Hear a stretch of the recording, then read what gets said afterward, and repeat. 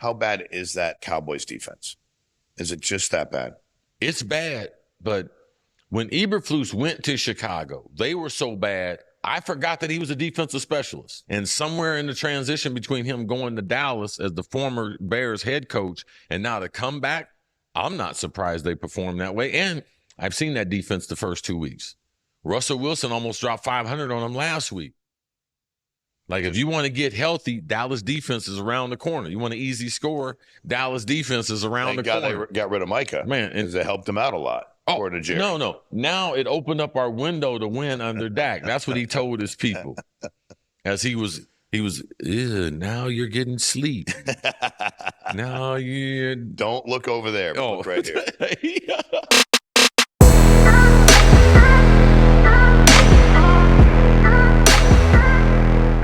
Welcome to Fully Loaded, episode 68. I am Sean Mike. This is Cris Carter.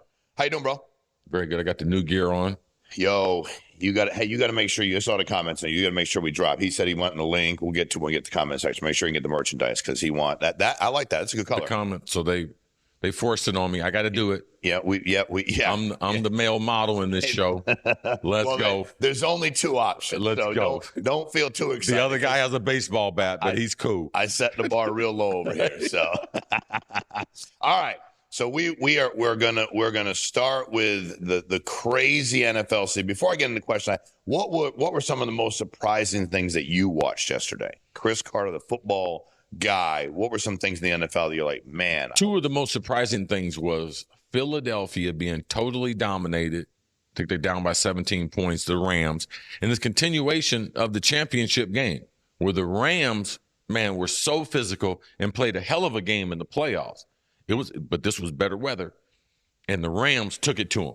Man, they took it to the Eagles. They were dominating them, and if they get another field goal, I mean, if it gets to a 3-touchdown lead, that game is over with. Philadelphia storms back through the air, throwing the football, not even trying to run it, and their defense and their special teams, that's the reason why they've won 17 of 18, 18 of 19 games. Like, they are the class of the NFL. And now they could do it a number of different ways. And shoot, Greg Olsen talked about it in telecasts and other broadcasters. When they start with the football, it's really 1st and 9. Everyone else starts 1st and 10 because they got that tush push, that secret weapon that no one can stop. And the league's definitely going to have to make a change. They ran again yesterday, opening drive. Guy jumped offside. Right guard jumped offside. They didn't call it. They didn't call it. Isn't it really? It's really hard to call, though, in that mess. Well, because there's a fraction of a second that the offensive line, you see the tackles move all the time. Yeah. It's like the tackle moved back and then the ball went. Correct. This is the same. But you're going forward into a bunch of different dudes. And a guy sitting with his head down, you're getting ready to nail him. Yeah. And he can't move till the ball moves, but you move ahead of him. And it's a huge, huge advantage, especially on that particular play that there is no other answer to. Crazy. But that was the biggest thing, Philadelphia with their championship DNA. And every time we talk about Philly and they do something well, we always talk about the players or we talk about the general manager. We never talk about the coach. Okay. Because the coach has really set the stage that, okay, last year's team won that championship. We're moving on. Even as far as the celebration, the quarterback is in sync. He's not wearing his championship ring. Like, they are doing this the right way, and their roster is stacked with talented young players, and this only makes them better. When you can win in a variety of ways, It's like now your algorithm improves. Okay, now your team knows you can win this way. You can win in the shootout. You can win with special teams. You can win with defense. You can win with your quarterback, sensational tailback.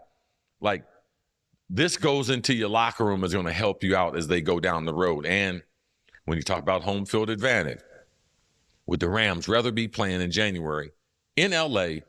or back in Philly? No. So, I'm 100% sure they don't want to come to Philly. So that and the lack of energy that Green Bay had going to Cleveland and Cleveland's professional approach, no hope, but that defense is top 3 in the league. They shut Green Bay down, kept them in the game until 4 minutes ago, 10-0, wouldn't quit. Those are professionals. Yeah. You don't see that happen in college. Because guys will let go of the rope.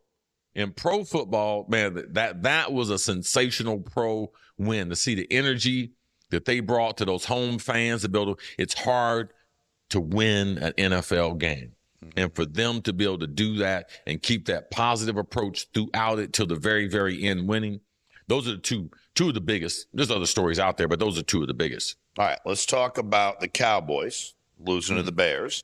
Williams shined in a big way Sunday. Second-year quarterback finished 19-20. They're Cowboys fans. Wow, they're excited. If Jerry, they're gonna come get you. Hey, right? listen. If Jerry Jones could have sharks, even Jerry Jones got him upset. Yes, he would. If he saw what we had working, he's like, "Hey, how can I bring that to Texas?" And he probably, somehow they'd lose that too. So Williams was 19-29, just under 300 yards, 4 touchdowns, 5 carries, 12 yards, career high with his 4 touchdown passes. Ben Johnson gets his first win. Johnson's offense broke off several big plays. That cool flea flicker, that was pretty badass where he taught, and it seemed like it was up there forever. He's waiting for the ball to come to him.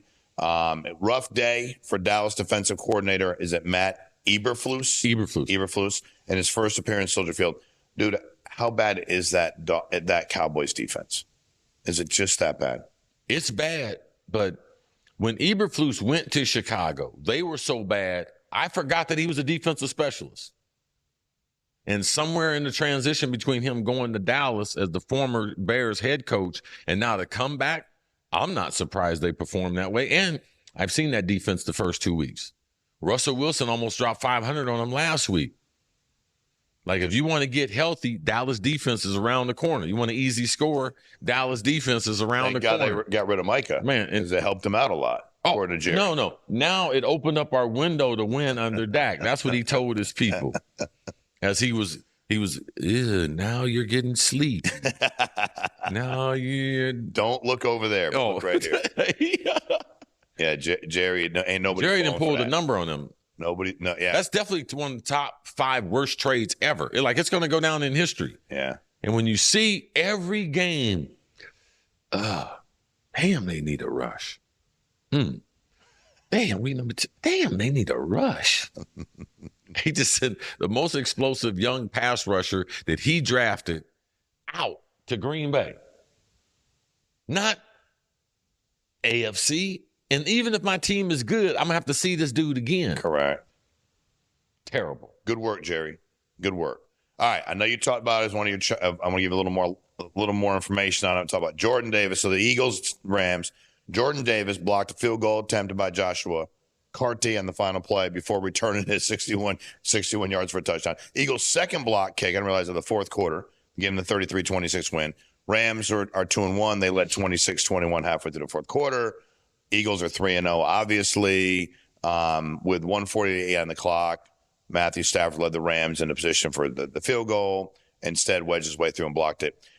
Dude, Jalen Hurts, when do we start talking about – because every time I watch anything, everybody's talking about why he's not an elite – a lot of people are talking about why he's not an elite quarterback. Mm-hmm. How impressed are you with him just as a leader, dude not wearing his ring? Just how impressed are you with him as a man and a football player? I'm just impressed with his overall development. And he's been through really, really tough stuff. If you look at his whole college and look where he is, okay, there's a guy named Tua that played on Thursday night, and there's a world champion that played on Sunday. But at one point in their career, the world champion was playing in front of Tua. Tua played so well that they started coining the phrase tank for Tua. Wow. People forget that. I forgot that. They were like, hey, man, let's tank for Tua. Everyone wanted Tua as a freshman sensation. He comes off the bench, saves Alabama in the national championship game with an unbelievable throw. He is so mesmerizing that at the NFL Combine, I was there as one of the NFL Legends mentors, and Justin Herbert was standing this high over him. And the Dolphins drafted this guy.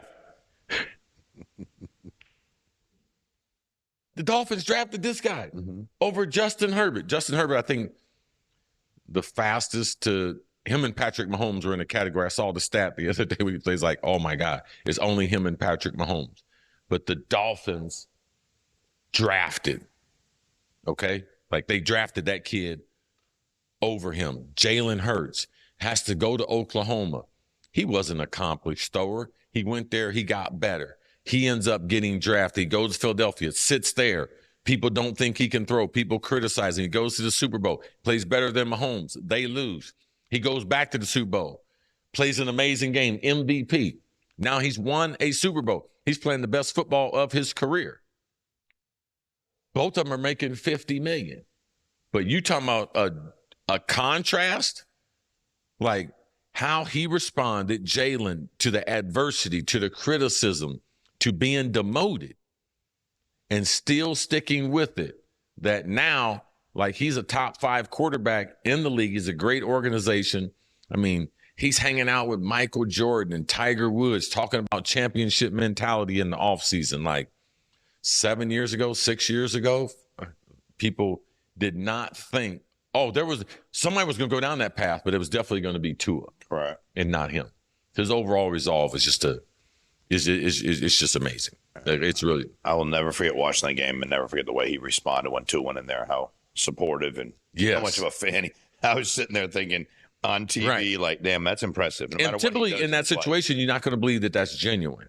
But to see the way that he has responded, you know that, first of all, that was genuine. Yeah. And he took it to heart. Mm-hmm. Sometimes when people criticize you, guess what? They're right. Correct. He took the criticism. He was not a good passer. He's gotten better. And as you could see, when they started getting man-to-man coverage, they stopped running the ball, come back, slant, dig, seam route. He's dropping back, not running, and delivering the ball, strikes in that fourth quarter. And that's what you want your quarterback to be able to do. That's some of the best football I've seen him play, the way he delivered the football in the fourth quarter. On those third and longs, come back on the outside, deep curl, dig. Yeah, like he's a real dude, man, and he's been through real stuff. Eagles are a problem because they just keep winning. Yes. Green Bay Packers losing the road 13-10 to the Browns. They're blowing a 10-9 you talked about earlier, 10-0 lead with under 4 minutes to go. They blocked the 55-yard field goal as time expired. Cleveland Browns rallied 10-0 deficit under 4 minutes to beat Green Bay. Green Bay's 2-1. Yada, yada, yada. Give you some. Flacco was 21 of 36 for 142 yards. Judkins had 94 yards and 18 carries, including his first NFL touchdown. Congratulations there. Mm-hmm. Jordan Love was 18 of 25 for 183, including a 3-yard touchdown to Fitzpatrick. The Browns defense is that good. Yes. I hear you're raving about them. What do you think this says about the Packers? Well, the Packers, is one of their question marks about their offense is 2. Will Jordan Love take care of the football, not throw interceptions, turn the football over? And to me, the biggest question is, who is their featured guy when you want to throw the football? You talk about them being a young football team. They're the youngest football team. And with Michael Parsons, they got even younger. So they're the youngest football team in the NFL. But when you need to throw the football, you need one guy who is better than everyone else. And all these young receivers, none of them have accomplishments in the league. So it's not a matter of, okay, you don't have one guy that could demand a double team. And consistency-wise, who is my go-to guy on third down? Does it depend on the play? Does it depend on the team? Because that's a lot of variables. Like most of these teams have a guy, like we knew last night, yesterday Rams. When they need to throw the ball, not Devontae Adams, they go to Puka. Like they go to Puka. Eagles, when they need the ball, A.J. Brown. Like A.J. Brown started great. The Packers don't have an old veteran or older veteran receiver or even a young guy that I'm the guy better than these other guys. They have a lot of young guys talented that are all aspiring to be that number one guy. That's the question mark they're going to have to answer during the regular season because it's too late if you don't have that answered once you get to the playoffs. Danny Jones, the Colts are 3-0. They killed the Titans 41-20. Jonathan Taylor ran for 102 yards, another 3 touchdowns. Continued their best start since 2009. The Colts are now 3-0 off their best start. Peyton Manning led them. That was back when Manning was there. Kenny Moore put the Colts ahead to stay in the third offensive play of the game. He picked off rookie Cam Ward and went 32 yards for the pick 6. Tyquan Lewis had 2 of the Colts' 4 sacks. Daniel Jones now has as many victories this season as he had in his last 16 starts over 2 seasons with the Giants. Jones also yet to have a pass intercepted. That's a stat, man. Your producer's on this. I like that. That's a stat. A pass intercepted as he threw for 228 yards and a touchdown to Michael Pittman. Talk to us about Danny Jones and the Colts. Number 1 scoring team in the NFL. Would you have ever believed that coming into the season? No. I don't believe it now until you read it. And I heard it on SportsCenter this morning. Number 1 scoring team in the NFL, Indianapolis Colts. Now, this is what we have to be a believer in. And we got to stop letting these things happen and go right by us and then us not like, okay, that's what happened. Danny Jones was always a talented player. But I say this all the time, 99% of the players in the NFL, we have to be in the right position, the right spot, the right surrounding cast, the right voice in our ear for us to maximize who we are, to be the best version of who we are. And we are seeing this around the league. And Geno Smith with the Rams. He's got Pete Carroll, who believes in him. Sam Darnold just got from Seattle, from Minnesota. I know they believe in Sam. Why? Because they gave him the money. Like how I know believe in a person when they give you that kind of money, they believe in you. And Baker Mayfield, the best job the last 2 years has gotten Tampa Bay into the playoffs after being somewhere else. So this works. Like you can go somewhere else as a quarterback, get beat up on, people throw stuff at you, people boo you out of town. The Giants cut him. Much rather not even, I'm going to pay you, go home for the rest of the season, which allowed him to go to Minnesota, which got his ear because what Kevin O'Connell started saying to him was, if they didn't have JJ, they would have kept Danny Dimes there in Minnesota after the time. They were very impressed with what he could do, and he wanted to stay. But he knew he was going to have a better chance to start in Indianapolis. And now what that coach is doing there and what he's saying, they have a top 5 pick that's on the bench because Danny Dimes is the best version of himself. And that new voice in his ear. It happens in this league. It can happen. You can go somewhere, be a top pick, mess it up, screw it up. They could screw it up, go somewhere else, mess that up. Sam Darnold going to Carolina, going to San Francisco, finally getting to Minnesota. Like it could be a multiple trip before you get it right. And quarterback's the only position that you can do. And that's what they're doing in Indy. And we should recognize that. Really good offensive line, great running attack, very good defense, young receiving core. It's better than Green Bay's receiving core. Tight end, this a monster. Tyler Warren, the kid from Penn State, he's a monster. Mm-hmm. Yeah, he's got good ingredients there to build, cook up something. Yeah, Danny Dimes is like, I tell you, he's like a Rusty Penny. He's like a 50-cent piece now. Like, that's quick. He's like Rusty Penny to a 50-cent piece, a lot of promotion. Well, you see what a lot of currency. Like he can throw the ball. No, yeah. He doesn't look like he's I'm getting ready to run it. Like they're not doing all these run plays with him. He's getting his head banged in because one of the things with him is injury.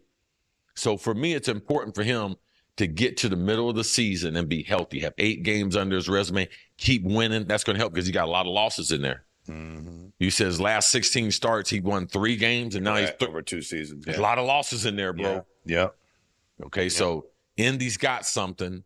They need to take that next step. He's the next Baker. He's the next Darnold. He's the next Geno. It's happening. It's happening in NFL. These coaches, man, these coaches are good. When you get the right coach in your ear, turn your career around. Well, I'm happy for him. He's going to be like a $2 bill by midseason. And they don't have many $2 bills left. Yeah, that's special.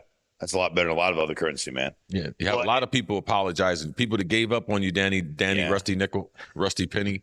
Yeah. And thank God you're out of New York. I was watching last night, watching Scottaboo get excited. I'm like, bro, you still play for the Giants. No, he was hanging out with Pat McAfee in Indy, and they went to a couple establishments and, had a couple cold ones and everything. And it was like, he's so much more relaxed. He's like, yeah, I love New York, but I'm glad I'm gone. Exactly. Yeah, it's nice to visit. I just don't want to play there. No doubt about it. All right, so the Bengals are without Joe Burrow, and it showed. They had a beat down, 48-10. Mm-hmm. Isaiah Rodgers helped make Carson Wentz debut at quarterback, aroused success, setting a Vikings record with 2 defensive touchdowns and forcing 3 of Cincy's 5 turnovers. Jordan Mason rushed for 116 yards, 2 scores, first 16 attempts. Wentz hit Josh Oliver. TJ Hawkinson scores 14. He went 14 to 20, 173 yards without a turnover for the Vikings, who were 2-1 and posted their most lopsided victory since 1998 and their highest score since 2015. Are the Bengals just literally done without Joe Burrow for the season? Well, no, they're definitely done for this year. Absolutely. Okay. Browning's not going anywhere. And this is listen to me. I am. This is the first coach that should get fired. And not just because total incompetence, but for Joe Burrow's career, you have to take advantage of what you have. And the Bengals have decided they're going to pay their receiver $40 million, over $40 million. They're going to pay another guy $30 million. They're going to pay the quarterback $50 million. So their offense is pretty much made. Mm-hmm. You're going to have some scrap on that defense. If I'm the Bengals, my head coach was across the field last night, and that's Brian Flores. I hired Brian Flores against the Steelers, Baltimore, and the Browns. He's going to bring that energy into that city, and he's going to fix the defense on a limited budget. Because that's what he had to do in Minnesota the first couple of years. Now, they went out and got him some guys on the front and his linebackers and everything, but he has done a masterful job with a hodgepodge.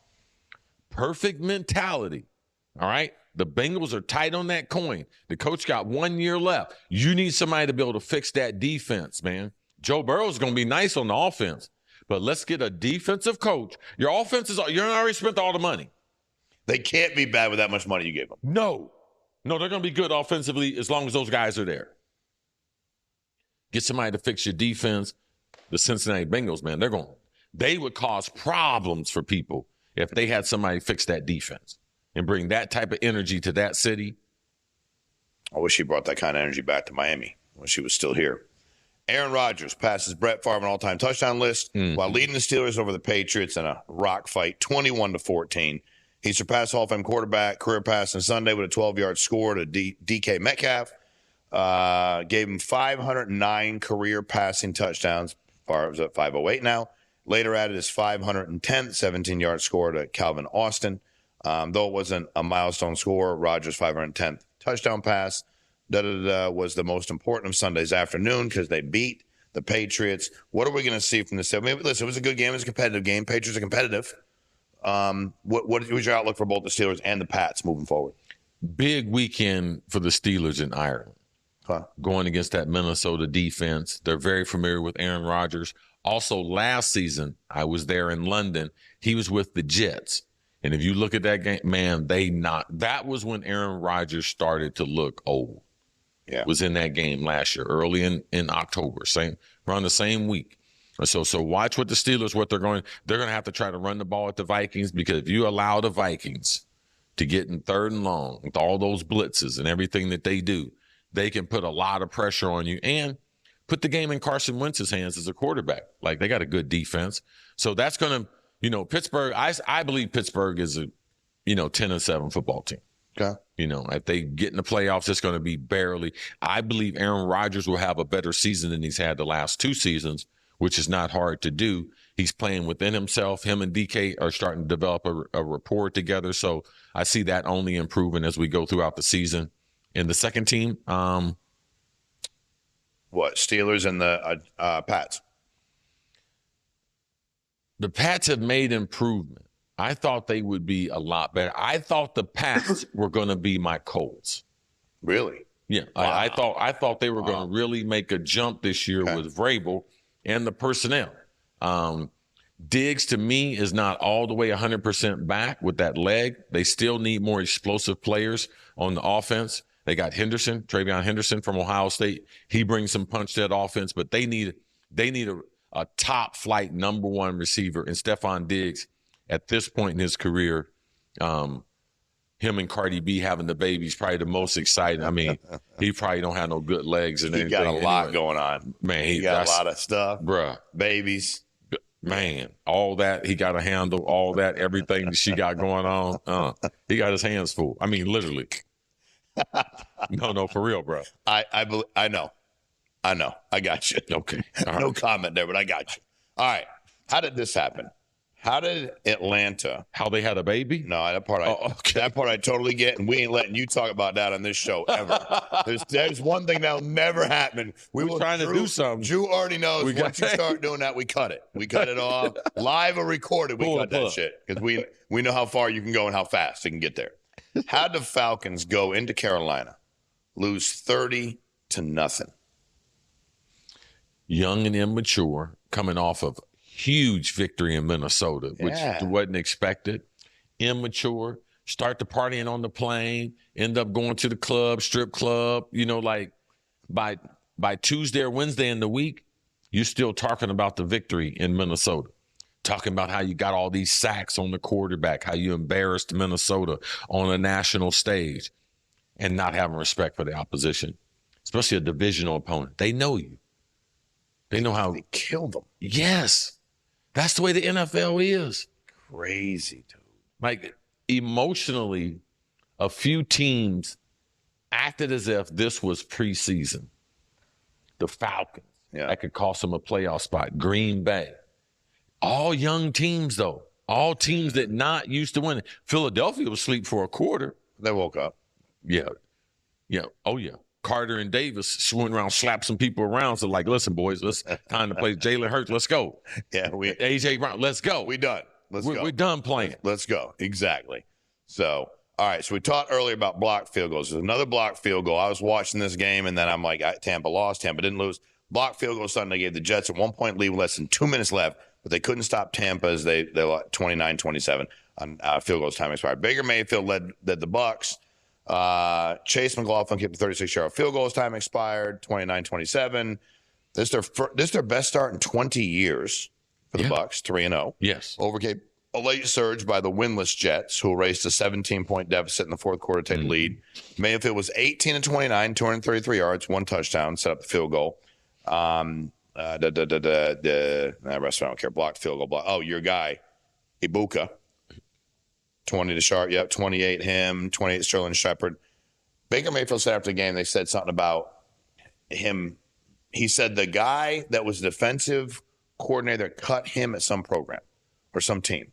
So they said, why were you playing? And he said, back in this time, on this day, that dude cut me. And I was like, I heard that this morning. I was like, seriously? Like, that dude went in that dude, everybody's like, he's got a chip on his shoulder. The side of God. Talk to us about Baker Mayfield and the Bucs. Well, the thing about it, Baker Mayfield has, and going back to the recruiting, when I'm working in TV, he basically has a photographic memory, and he's one of the most liked. Legitimately, yes. Oh, shit, I didn't know that. Okay. Yes, and he's one of the most well-liked teammates in his locker room anywhere he's been. And if you want to watch something funny, watch Baker Mayfield getting arrested when he's in college, when running from the cops. It's a funny piece of video, but he's a dude, and he blends in, and of course he utilized that. I mean, he's undersized, 5'11". Like, you need those things in life because life sometimes presents a fork in the road, and you need to provide a certain sense of, this is the reason why I'm going this way, because that guy said this thing about me. Like you had.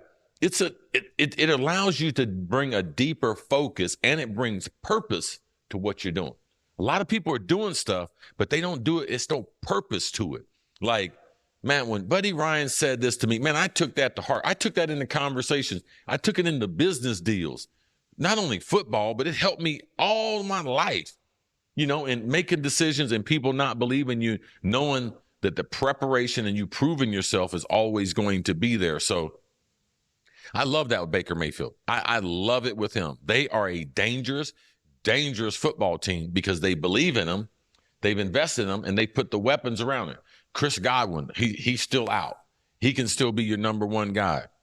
Ibuka from Ohio State. He right now, unless a quarterback comes from nowhere or something, he's the number one guy for Rookie of the Year. He made a one-handed grab on the sideline. It was like, I saw Ohio State football tweet, no ordinary rookie. But he had to leave Ohio State because they got Carnell Tate and Jeremiah. He had to leave. Like, get out of here, man. Like, you got to go. We got too many. We got too many we can't do it. You got to go. And, they really believe in Baker, and he's done it a few years within that locker room. So, I mean, Tampa's a dangerous, dangerous football. I wouldn't be surprised if Tampa won 12, 13 games. Really? They're that good? Yes. You feel that good about them? Yep. Okay. And they're only going to get better. Mike Evans got hurt in the game. Hamstring. Got hamstring yesterday. Old guy hamstring. So round week 6, when they get Godwin back, they get him. Abuka's had 5-8 games under his belt. They're going to be a dangerous combination with Baker, who's one of the most accurate quarterbacks in the NFL. All right, so before we move on to the rest of this NFL stuff, we talked live earlier this morning about the U and Miami and the U being back. Talk to us about the landscape of college football, what you're thinking now. College football playoffs, obviously talk a lot about Ohio State, and you should. But what are we looking at here? If you had to pick 4 teams right now, you said, man, these are the 4. I think these are the 4 best teams in college football. Who would they be? Well, if there's 4 teams, because we haven't seen anyone, I'm going to go not with the number 1 team, but the team that just out of respect for him and how they do things. Now, we're going to find out around 7:30 on Saturday night. Georgia Bulldogs play against Alabama in Georgia. So Georgia would be, I'm not going to say 4 teams, maybe there might be 6 teams, but these are the teams that Georgia and Alabama. Alabama, we saw them get demolished by Florida State. But they still have ability to be able to get back into the national picture with an impressive showing on Saturday night. It just happens on Saturday night. Also, at the same time, there's going to be a whiteout at Penn State. Yeah. Penn State playing against Oregon. That's been one hell of a game. So this is really the first time that Oregon has had to go on the road and face one of the Big Ten teams. Last year they faced Michigan. Michigan wasn't that good. They crushed Michigan. Last year Ohio State had to go out there, and everyone, they only faced like the medium. So Oregon coming to Penn State, whiteout, classic Big Ten game. That's going to decide, because both of those teams are top 5 teams. All right? Watch out for Ohio State. They travel to Washington. Washington's a tough place to play. Beautiful Saturday game. I think it's a 3:30 game. Ohio State's coming off a bye. Washington has a quarterback that can give you problems. He can run, he can throw, dual threat quarterback. So that right there is really going to start getting the landscape. Miami plays Florida State in a couple weeks. So you're going to start to see in the next 5 or 6 weeks, we got a knockdown drag out in the SEC. Like it's a knockdown drag out every week. Then come November, we got Ohio State is hosting Penn State. So by the first 10 days in November, the whole landscape is going to start to form. But those are teams going to be the usual suspects. Ohio State, Georgia, Penn State, Oregon, and who am I missing right now? And Miami, Florida State. Those teams will be part of the landscape. Who do you think wins the Oregon Penn State game? I think Penn State's overrated. Okay. So you think Oregon puts it on them, beats them? Yeah, now that environment is going to be tough for the freshman quarterback from Oregon. Like that's a tough environment at night. Will Howard pulled Ohio State through against Penn State. He's from Pennsylvania. He had a quarterback keep later in the game to be able to win, but Penn State is a tough place to play. But I think Oregon has more talent. I believe that Penn State's passing game, it's better than it has been, but I believe their quarterback is a little overrated too. I believe he looks the part, but he looks like Justin Herbert, but he's not Justin Herbert. Got it. And then when you look at you think Alabama actually has a chance to get back into the, I mean, if they beat Georgia at Georgia, you think they have a shot? Because they haven't lost in the SEC. Correct. And what if Florida State is a top 5 team? Florida State. Yes, it turned out to be. Yeah. Like, remember Ohio State lost last year, not late in the season, but they lost early in the season to Oregon. Oregon ended up being the number 1 team in the country. Then they end up getting a rematch in the Rose Bowl. Not so good for Oregon. But that's where it could be for Alabama. So let's give Alabama a chance. Let's give that coach a chance let's not have Dabo Swinney going to coach Alabama just quite yet. Well, that's where he went to school, but not quite just yet. Clemson better hope you don't go nowhere. No. They better hope you don't go nowhere. They will not get a better coach at Clemson than Dabo Swinney, especially if they're not going to participate in the portal. Correct. Like, that's crazy in and of itself. Yes. I ain't doing that. He made it to the college football playoff. The first time he have a playoff, he makes it to a playoff with no portal help. That's a good football coach. Is Texas out of the picture? No. Archie Manning is a talent, but that talent still needs development. His fundamentals sometimes suffer, and the ball tends to go low because his elbow is low. Great athlete, big-time arm, big-time personality, but it still needs to be he needs game reps. He's going to make some mistakes. They're going to win some games. They're very, very talented. They will be in the college football playoff. They're too talented not to. And if he plays well, they have a shot to win. Oh, they have a shot. Absolutely. They do have a shot. But he's got to grow in his overall development as his fundamentals in the pocket, stepping into his throws, and keeping his elbow high and throwing over the top like his uncles both did that he sometimes doesn't do. Got it. Okay. Let's get to week 4 predictions. We start with Seattle and the Cardinals Thursday night. Who do you like there? Seattle. And we got your Vikings, Steelers. Vikings. Commanders, Falcons. Commanders. Saints, Bills. Yeah. Browns, Lions. Oh, 2-0-3 teams. Titans and Texans. Panthers and Patriots. At the Patriots. Sorry. Patriots. Chargers at the Giants. Chargers. Eagles at the Bucs, 2 3-0 teams. Eagles. Okay. If Evans was healthy, would you think the Bucs got a chance to win that game? Still like the Eagles no matter what. I like the Eagles in a close game. Got it. Okay. Because I think the Eagles, they're going to suffer from that emotion, and they might come out a little bit flat. Got it. The 3-0 Colts at the 2-1 Rams. Rams are going to beat them. Okay. Yeah. 2-1 Jaguars at the 3-0 Niners. How long's Purdy out for? He should be back next week. Okay. Yes. McCaffrey's healthy, playing well. It's coaching. They haven't really beat anybody. Okay. They ain't faced anybody. Your laugh is like they're 3-0, but they ain't beat nobody. No. So like they're 3-0 by default. Yep. Okay. Ravens at the Chiefs. Ravens. Man, the Chiefs' offense sucks, man. Yeah, it does, dude. Oh, what happened? Tell us, Chris. Your Hall of Fame. What happened to the Chiefs? Well, their team's not out there yet. Okay. Rice is suspended. Okay. He's got 3 more games. It's halfway through. Okay. The season won't be over with when he gets back. And Kelsey knocked out the best receiver in Worthy. It was the best hit of the year. Knocked him out. Second play of the season. Separated shoulder. And when you weigh 160 pounds, bro, you can't play with a separated shoulder. And guess what, as a receiver?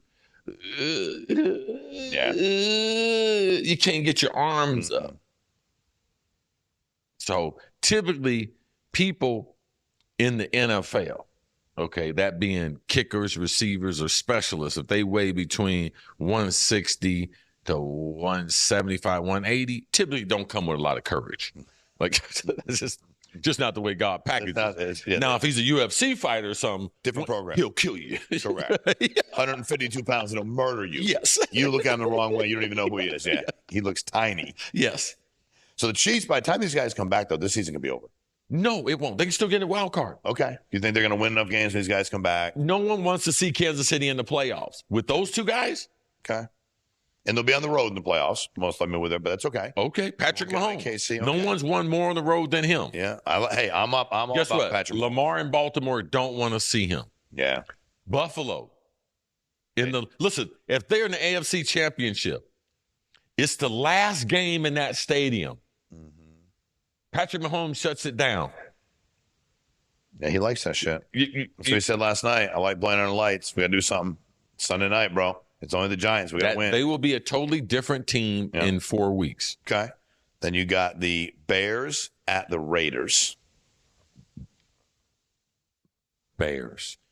Then you got this one. I can't wait. You got the Packers at the Cowboys. Oh, yeah. I think Marcus Paulson, he's taking a bye this week. He's saving up all his energy. He's going to be playing at all 11 defensive positions for the Packers. He's going to line up out here, line up at safety, corner, over the nose guard, defensive end. Jerry didn't need him. And me and you and Drew could play and score against the Cowboys because you can still run enough to go ahead because they can't stop nobody. Nobody at all. No. And then you got the Cowboys need is to play the Giants again if they want another victory. So because they might have one for a while. Monday night, September 29th, we got 2 games. Sorry, national football, national audience, but the first game is the New York Jets at the Miami Dolphins. Who wins their first game of the season? The Dolphins beat them. Close game, no? Very close game. Divisional game, close game. Okay. And then we wrap up with the later game, the 2-1 Bengals at the 1-2 Broncos, who just didn't seem to start the way. Okay, say it again. The 2-1 Bengals at the 1-2 Broncos. Broncos win. Okay. Yeah. That'll be a good game for the Broncos. Mm-hmm. All right, let's get some comments. We'll get everybody out of here. He's always first comment too. AK Preacher 1, my man. What up, fellas? Uncle Tony, number 1 fan. You are the number 1 fan. Saw y'all rocking the fully loaded T-shirts last week. Now you see his with his yellow. He dropped the link. Andrew, why is he saying that you dropped the link was the fully loaded tour merch online? Is it he not find the right link? He'll get it fixed this week. That was on us. We owe you one, Uncle Tony. We'll say, hey, send him whatever he wants for free. One of them, because you screwed it up last week, or I screwed it up. On me.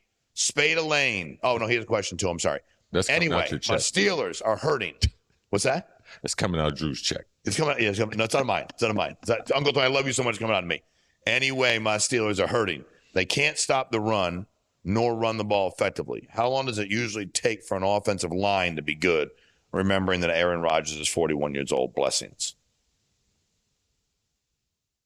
What's the question? His question was okay, it was wordy. Okay, what he's saying basically is he doesn't believe the Steelers can stop the run, nor does he believe that they can run the ball effectively. Yes. When will their line play be better? Is it just a line play right now because he's worried that Rodgers is old? We better be able to run the football. And the Steelers have not had a great offensive line in a long time, man.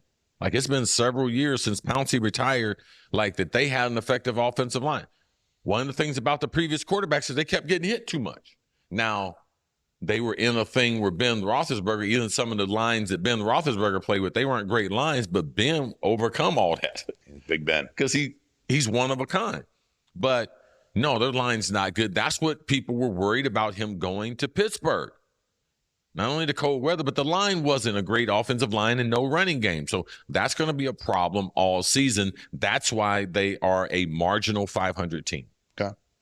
All right. Spada Lane, gentlemen, I beg to differ. Rodgers is great, but he did not have the same defensive rules as Marino, Favre, Elway. These receivers are virtually untouched and have no fear of punishment hits. Mm-hmm. It's a completely different game. And Chris, you know that, sir. Yes, I agree with you. Yeah. Yes. It's hard to argue that. Yes. Yeah. I mean, like, the game's easier now, but it's still a hard game. Mm-hmm. Yeah. Oswald Williams 1324. If you had to choose one career for the Hall of Fame. Oh, okay. So it must be a quarterback. Okay. Russell Wilson or Matthew Stafford, who would you choose? Matthew Stafford. Okay. Why? Arm talent. His numbers are drastically, touchdowns, yardage, it's way better than Russell. And if they got into a throwing cut, Matthew Stafford, he's got one of the great arms all time. And look at how their careers are ending. What's funny, I know. Yeah. Even watching last night, like they said earlier in the game, like the Chiefs just put a couple safeties back. Like, go ahead and throw the ball deep, bro. We ain't going to, like, you got to be able to throw the ball somewhere else. Like the Cowboys. How hard is that? I mean, Stafford is an accomplished passer. Russell is a thrower of the football, and his deep ball is the best part of what he does. Matthew Stafford can throw it anywhere. Off balance, left, right, down the middle. He can throw it anywhere. Truly one of the great, great arms that we've ever had in the NFL. Yeah, Matthew Stafford is, yeah. Okay. This last one is not a question. I guess just a comment. Yaikoba 4054. The Chiefs have been contaminated by T-Swift virus. No, I can't do that. And I went in some of my comments, and the people were saying I was throwing shade at Taylor Swift. I'm all for everything, okay? When were you throwing shade at Taylor Swift? They said they misconstrued one of my comments as far as something. They took it more like I need to be more open to women or something. I was like, listen, I can't be more open to women than I'm open right now. I mean, for real. That's true. That's true. That is true. Yes, that is true. So, no, but I think you did talk earlier about exactly what the hell's happening over there and having your two dudes out. And I think that's the other thing you realize, I guess, for me, like just watching, you're like, dude, it's fragile, these rosters. You lose a dude or two with the amount of money you got, it's fragile. It's called parity. That's the way the league's been the last 20 years. And then now you take two good players, especially offensively, away from Patrick Mahomes. He can't overcome that. Mm-hmm. So now Kelsey's exposed because now he's got to be the lead dog. And I'm part of the pack. I used to be a lead dog, but I'm kind of tired. I'm old and everything. And I got a full-time job, this thing I'm doing on the side. Has a full-time job. What? But what?